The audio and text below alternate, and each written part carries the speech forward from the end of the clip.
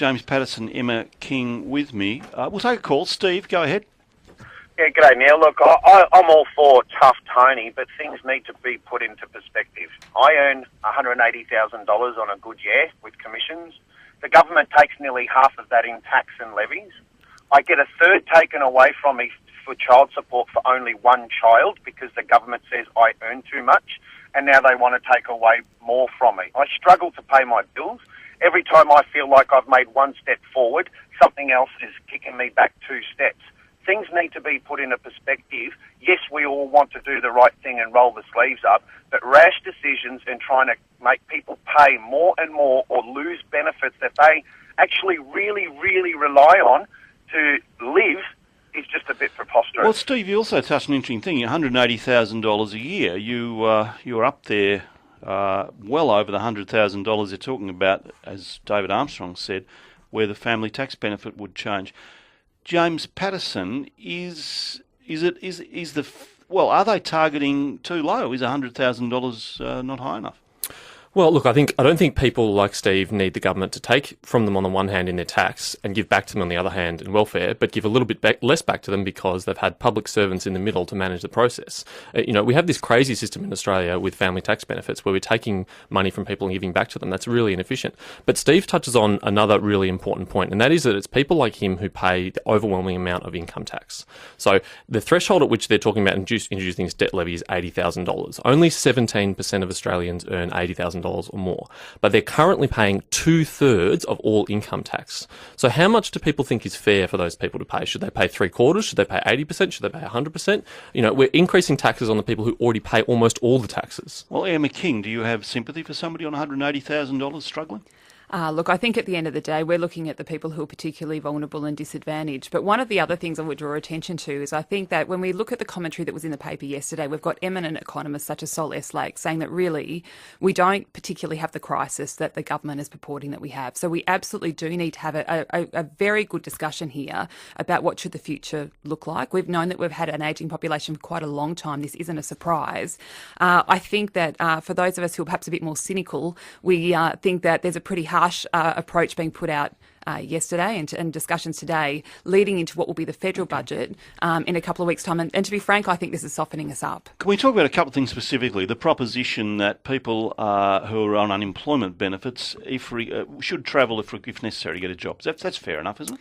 No. We've found the Productivity Commission has undertaken a study into geographic labour mobility and into exactly this issue.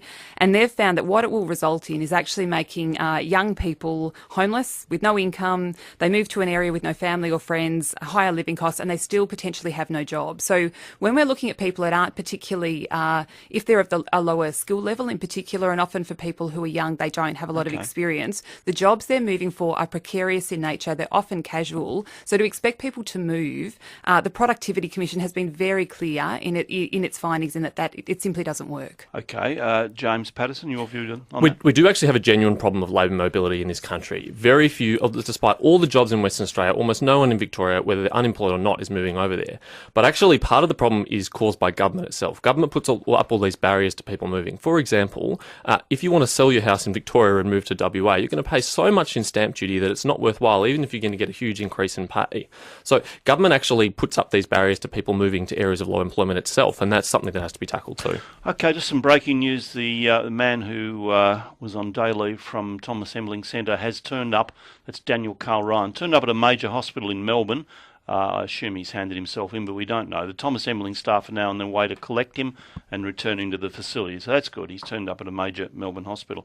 We need to wrap it up, but Emma King and James Paterson, are we at least agreed? We go back to where we started. We've got 890 agencies. We've got a growing public service. I don't think it's sufficiently accountable or efficient. Do we at least agree that we need to conduct a major efficiency campaign within the public service? James Paterson. Yeah, there's a massive amount of rationalisation that could happen at the federal government level. So much of what the federal government do is duplicated with the states or is actually based on monitoring what the states are doing. This is really inefficient.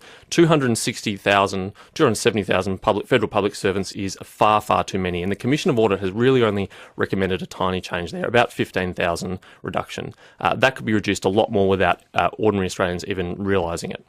Emma King? I think for me, one of the things we want to make sure that we still keep a highly skilled public service, because a highly skilled public service is a great enabler in terms of making sure that other systems work and other organisations can do their job. So within this broader discussion, which I think needs to happen, I wouldn't want to lose sight of that, because we do need a highly skilled public service that actually is able to work as a great enabler. Just to wrap it up, Emma King, you're cynical about it. You don't think it's that urgent?